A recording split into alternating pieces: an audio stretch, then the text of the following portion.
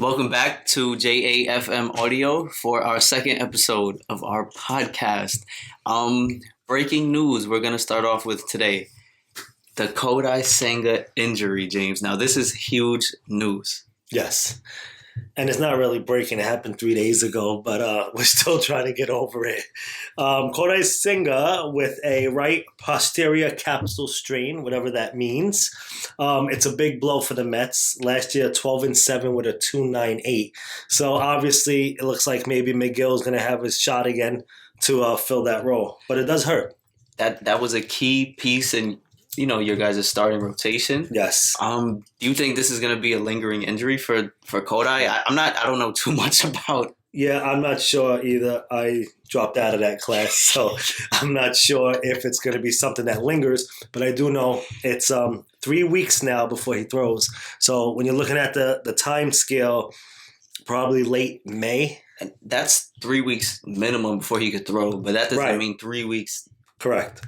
Return pitching on the mound. So, I think that's going to be an interesting thing to You're looking at keep an eye on. Late May possibly of him returning, if it all goes well.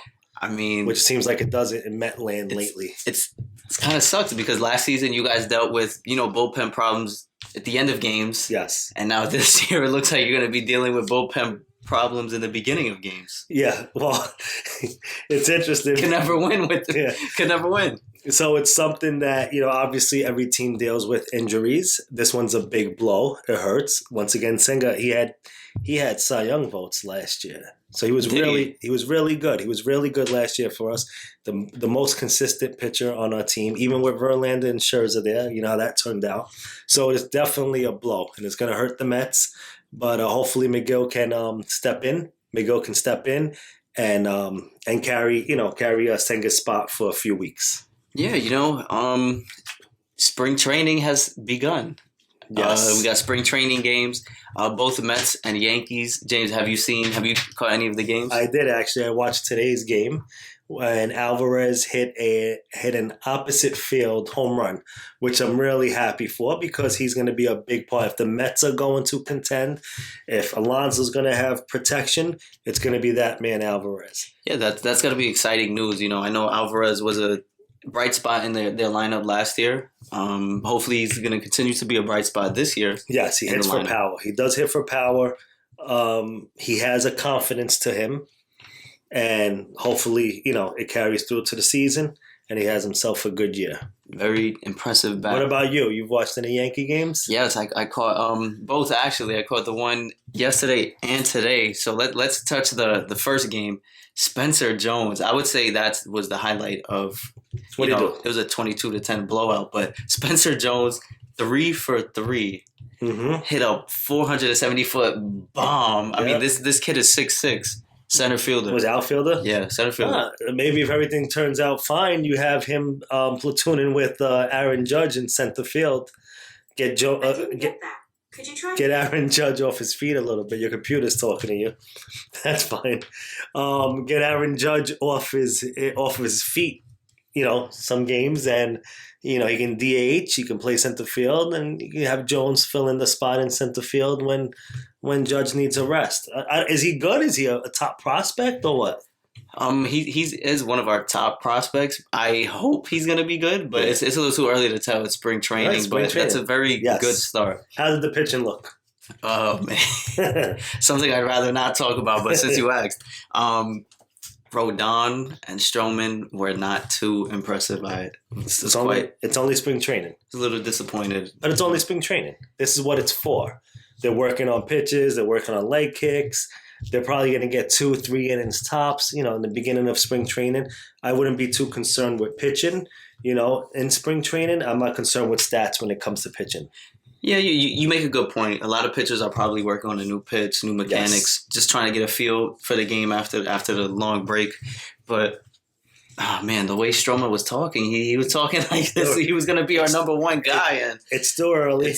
Yeah, you're right. It is still early. Let's give them, Right. Wait for his season to come where he goes 9-10 this year with a 4.2. That's what's going to happen. You heard it here first. Whoa, timeout. You heard it here. 4.2? You heard it here first. Okay, no. He's going to go 9-10 with a 4.2. He's going to have a 3.7.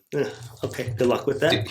3.7. And Rodon is going to be right there, 3.8, 3.7 for Rodon has to do something because he is going to do something. Because if he has another year like he had last year, Yankee fans are going to give it to him. I don't know if you caught also within the second spring training game, Juan Soto with a bomb opposite field off of the scoreboard. Now, this is what we were missing. Juan Soto is that type of hitter. He's going to hit to the opposite field, and he's going to hit hard. He also pulls the ball, but he's an all-around great hitter. Get used to it. The Yankees got one of the best hitters in the game, and you're going to enjoy him for a year. Have fun with him, and we'll see where that takes him. I believe he's also a Boras client. I'm not sure. I'm pretty certain he's also a Boras client. That's exciting to see. As a Yankee fan, that's exciting to see for the future of the season. Yes. This is what we got him for. Power, gets on base. Mm-hmm. I'm excited. Yes. I'm very, very excited. You should be. I think our lineup is better than what we're going to expect, to be honest. Yeah, the lineup is really good. You do. Listen, DJ LeMahieu has to have a bounce back year. I know he was dealing with an injury last year. I believe it was his foot or his ankle. I believe it was his foot. He was dealing with an injury. You had Rizzo that was dealing with a concussion. He had concussion symptoms.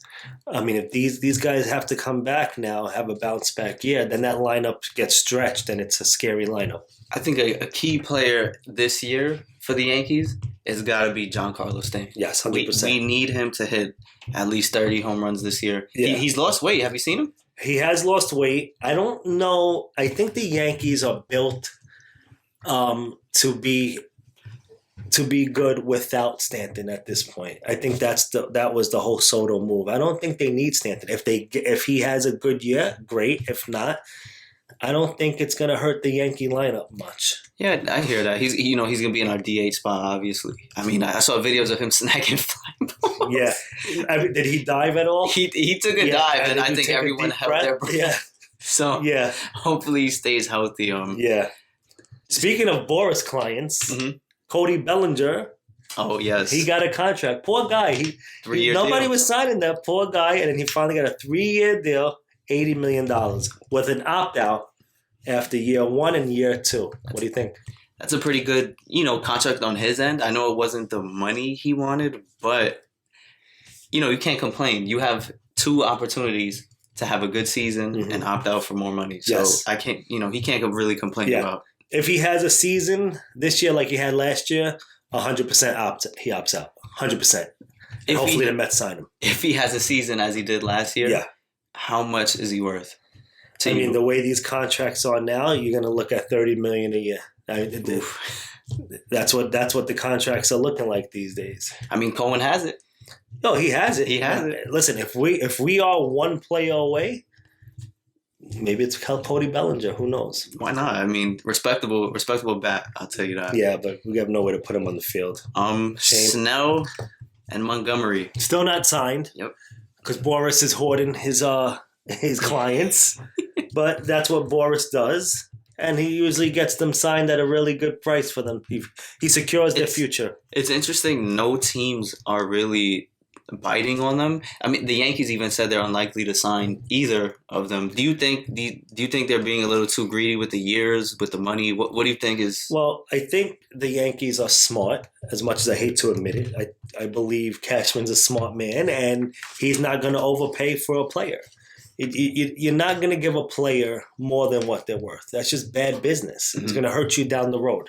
So he gave he gave the Snell camp a number that they were comfortable at, and they denied it. They turned it down. Maybe somebody else will give it, but do not spend more than what a player is worth. It doesn't really, it's going to hurt you down the line. It hurts. So I think it's smart that they didn't overspend for the man. I mean, obviously they can use him, especially with the addition of Corbin Burns in Baltimore. Yeah. So, you're gonna Snell would be really beneficial to the Yankees. But once again, don't overpay for a player. It hurts you later on down the road. Yeah, that's true. Yep. And I know that the Mets are focusing on their farm system. So yes. So that's probably why they haven't made too many moves. Yeah, King Cohen, he was very transparent with us. He said that he's going to King Cohen, that's right. Yes, King Cohen. He's very transparent. He said that the Mets are going to build their farm. And listen, not for nothing, there were free agents out there that could make the Mets better for the 24 season, but then you get back to that point where you don't know what the kids have. And that's a problem. You got Brett Beatty at third. If he's being blocked and he's not getting, consistent days on where he's getting 4 at-bats a night, you're not going to know what he has. You're not going to know what these young kids have. I can tell you what one young kid has. Yes. He goes by the name of Paul Gervais. Did you see him in the spring training game today? I did. I watched the game. Oh, I watched the game because I was very agitated over his pitching. I think it was the 7th or 8th inning. Yes. And he walked 3 batters in a row. And I said, not this again. Because last year, that's all I saw out of the Met bullpen were long innings, blown leads. And, but once again, it is spring training. He has good stuff. He throws in the mid-90s. Maybe he was working on something else today. Who knows? But it was frustrating. He threw about 10 straight balls. I think he threw 8 strikes, and these pitches weren't getting squeezed strikes. These were clear misses. Yeah, he missed just a little bit outside. I think he threw 8 strikes and just a little bit outside. I think he threw 8 strikes and 19 balls in that inning, if I'm not mistaken. And he did get a ground ball double play, which helped him out. Very rough outing for him. He's a young kid. He's definitely nervous. Spring training, and he's working on stuff. Yeah, I agree. But interesting farm system you guys got going on. Yeah, we'll see what happens. We'll see. Is there any other topics you want to touch on today? No, I think that covers it, man. I think everyone should like and subscribe and comment. Leave us a comment. And what's that thing with the bell? The post notification bell. Please put your post notifications on. Every time we post, you'll get notified. You can tune in and watch. And we just want to thank you for the support. Thank you for tuning in. We'll catch you on the next one. Thank you.